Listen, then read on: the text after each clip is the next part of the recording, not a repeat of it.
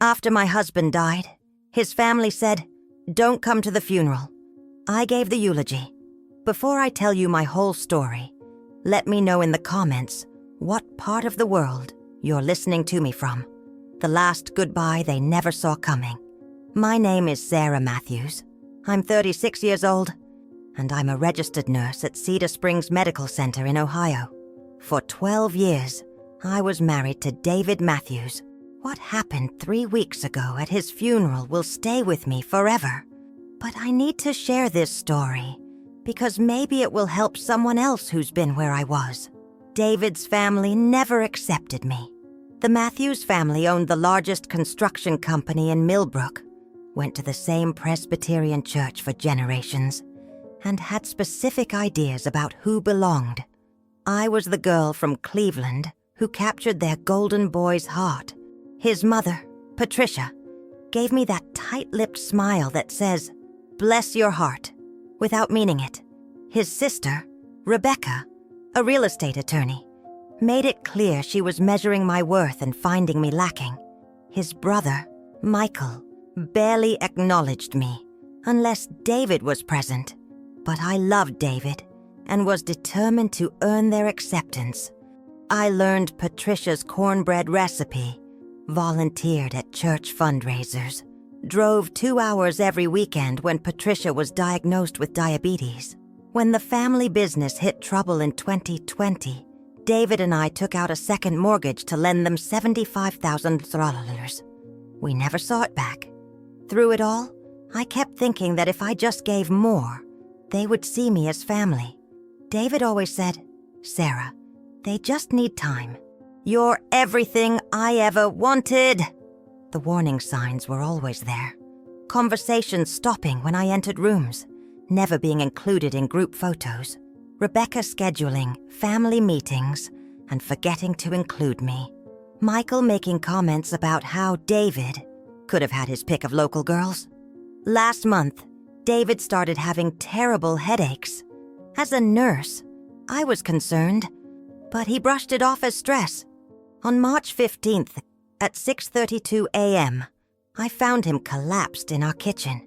The paramedics said it was a massive brain aneurysm. He was gone before we reached the hospital.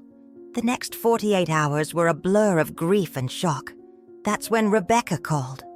The devastation of losing David was nothing compared to what came next. While I was barely functioning, the Matthews family was making funeral decisions as if I didn't exist. Rebecca called exactly 48 hours after David died. I was staring at his coffee mug when the phone rang. "Sarah, we need to discuss the funeral arrangements." "Of course, Rebecca. I've been waiting to hear from you. I have ideas about what David would have wanted. Actually, that's what I'm calling about. The family has decided it would be best if you didn't attend the service." The words hit me like a blow. I dropped the phone and had to pick it up. "I'm sorry. What? We think it's better if this is just for immediate family. You understand? Complications. That's what I was after 12 years of marriage." "Rebecca, I am immediate family. I'm his wife. Technically, yes. But Sarah, you never really fit in with our family traditions. David's funeral should reflect who he really was. We've planned everything. Michael is giving the eulogy. Mother thinks it's better this way." I learned later that while I was crying, they had already planned everything. They chose the casket, flowers, music. They wrote the obituary, mentioning every cousin but referring to me simply as his wife, Sarah. They planned to bury my husband without consulting me about where the man I slept next to for 12 years would spend eternity. But the cruelest part was the eulogy. Michael, who barely spoke to David unless it was about business, was going to tell the world who my husband was. Michael, who mocked David's dreams and rolled his eyes at our plans. I spent that night going through David's things. That's when I found it in his dresser drawer, an envelope with my name, and another marked, "To be read at my funeral. Sarah has this." David had written the first letter 6 months earlier. He told me about the funeral letter and trusted me to honor his wishes. He wrote, "Sarah, if something happens to me, don't let them erase you from my story. You are my story." The second letter was 3 pages in David's handwriting. My husband had seen everything, how his family treated me, how I'd sacrificed to win their approval. He'd seen who I really was and wanted the world to know it too. I called Rebecca back that night. I could hear the family gathering in the background. "I'll respect your wishes," I told her, "but I have something of David's that he wanted shared at his service." "What kind of something?" she asked suspiciously. "Just something he wrote. I'll bring it by tomorrow." I had no intention of giving them that letter, but I needed to see how far they were willing to go to erase me from David's life. The answer was all the way. The morning of the funeral, I chose the navy blue dress David bought me for our 10th anniversary, pinning his grandmother's brooch to my collar. The First Baptist Church was packed. I slipped into the back pew as Amazing Grace played. The casket was covered with white lilies. David hated lilies. He loved sunflowers. Pastor Williams gave a generic service about community service and family traditions. Nothing about David's dreams or his volunteer work at the animal shelter. Then Michael stood up to give the eulogy. For 10 minutes, he talked about the David the family wanted everyone to remember. The successful engineer, the dutiful son. Nothing about love, nothing about the life David built away from Millbrook. As Michael concluded, I stood up. His face went white. A murmur went through the congregation.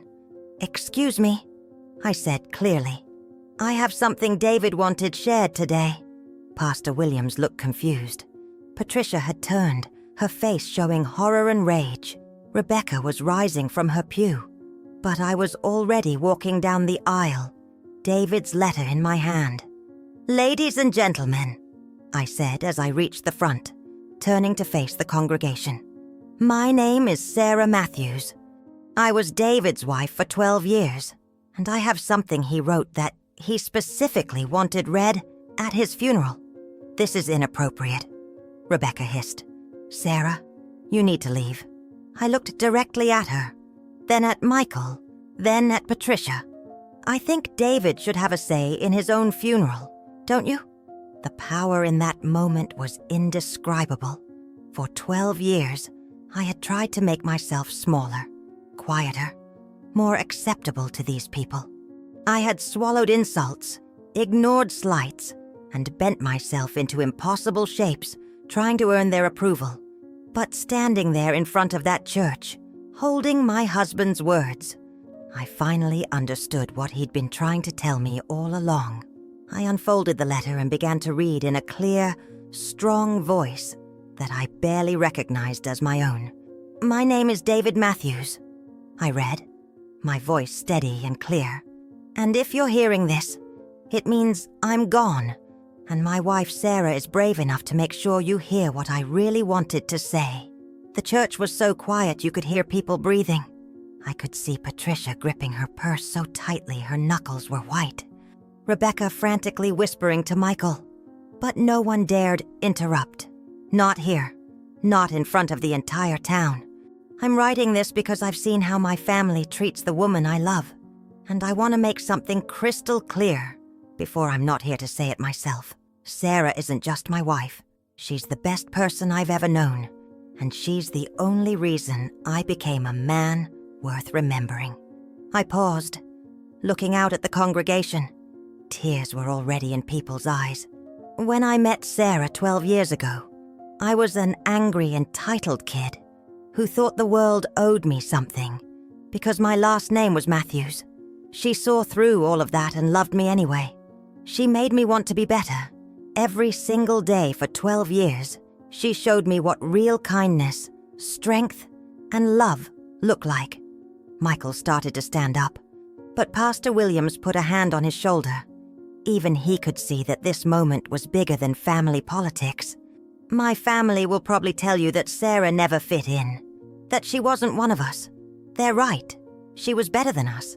While they worried about appearances and traditions, Sarah was visiting my diabetic mother every weekend, helping with medication and cooking healthy meals.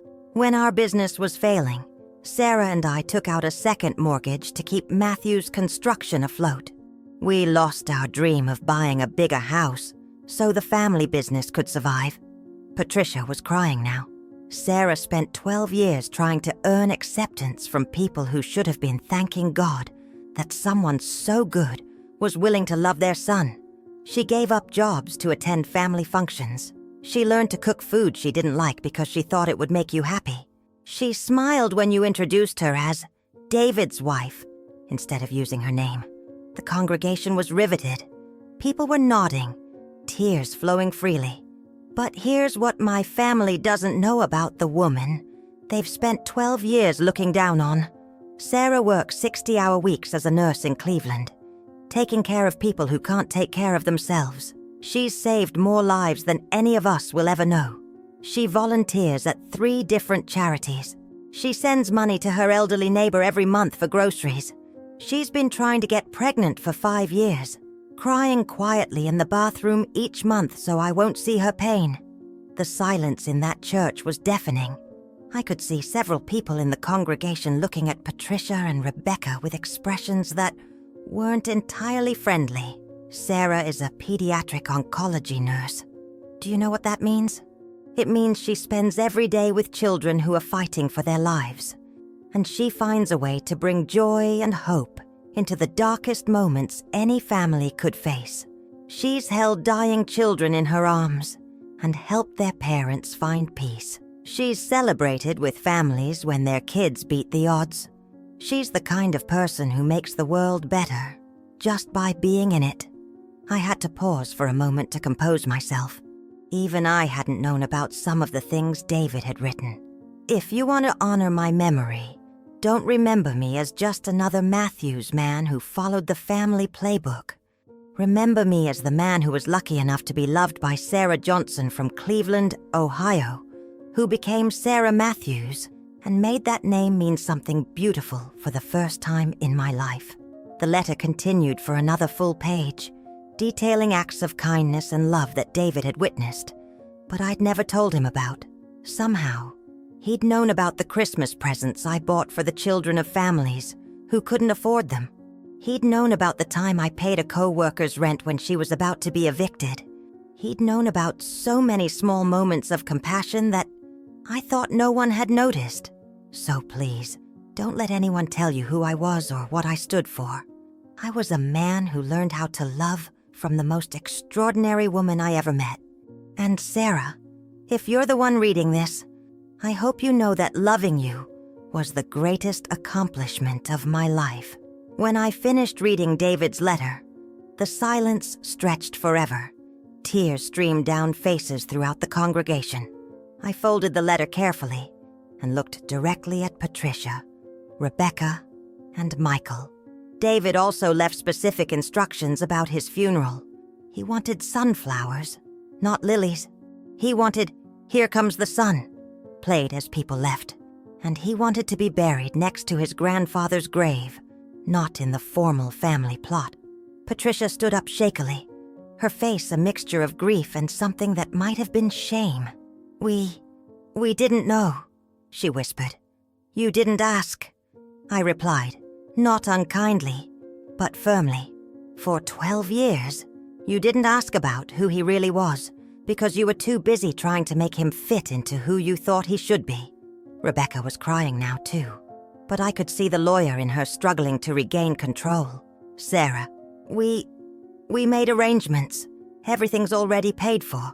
"I know," I said, "and I'm not here to change your arrangements. I'm here because David asked me to make sure his real wishes were honored. So I'm going to honor them." I turned to Pastor Williams. "Could I have just a few more minutes?" He nodded, and I faced the congregation again. "David left me one more thing," I said, pulling out my phone. "He recorded a video message 6 months ago, right after his father's heart attack. He wanted to make sure that if anything happened to him, people would know what he really thought about life. about love, about what matters. The phone screen came to life, and there was David, sitting in our kitchen, looking directly into the camera with that smile I fell in love with 13 years ago. "Hey, everyone," his recorded voice said, and I heard Patricia gasp. "If Sarah is showing you this, it means I'm gone, and she's probably dealing with my family, trying to turn my funeral into some kind of Matthew's family production." A few people in the congregation actually chuckled, despite the circumstances. I want you all to know that the last 12 years with Sarah have been the happiest of my life. She taught me that being a good man isn't about following traditions or meeting other people's expectations. It's about how you treat people when no one's watching. It's about loving someone not because they're perfect, but because they make you want to be perfect for them. The video continued for 5 more minutes, with David talking about his dreams, his regrets, his hopes for Sarah's future without him. He talked about wanting to travel the world with her, about hoping they'd have children who inherited her kindness and his stubbornness. He talked about being proud of the work she did as a nurse, how she came home exhausted but still had energy to take care of everyone else. "And to my family," David's voice said near the end, "I love you all, but I need you to understand something. Sarah isn't the woman I settled for. She's the woman I waited my whole life to find. If you can't see how extraordinary she is, that's your loss, not hers. But I hope you'll try, because losing her friendship would be like losing the best part of me." When the video ended, I put my phone away and looked out at the congregation one last time. David wanted me to tell you that he's sorry he won't be here to see what happens next, but he's excited for all of us to figure out how to be better people without him. He wanted me to remind you that life is short, that love is rare, and that kindness is the only thing that really matters in the end. I started to walk back down the aisle, but Patricia's voice stopped me. "Sarah, wait." I turned around to see David's mother standing in the front pew, her face streaked with tears. I'm so sorry. We were wrong about everything." Rebecca stood up next to her mother. "Sarah, would you help us plan a proper service? One that David would have actually wanted?" I looked at these people who had made me feel like an outsider for 12 years, and I realized that David had been right about one more thing. Forgiveness isn't about forgetting what people did to you. It's about choosing to believe they can do better.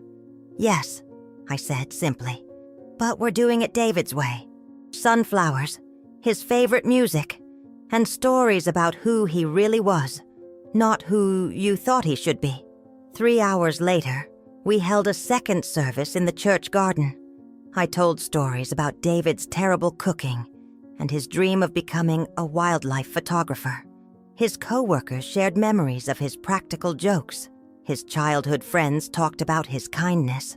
For the first time in 12 years, I felt like the Matthews family was ready to see me as the woman David had fallen in love with, not the outsider who had stolen their son away. The eulogy I gave that day wasn't about revenge or proving a point. It was about love, about truth, and about making sure that the man I married was remembered for who he really was, not who others expected him to be.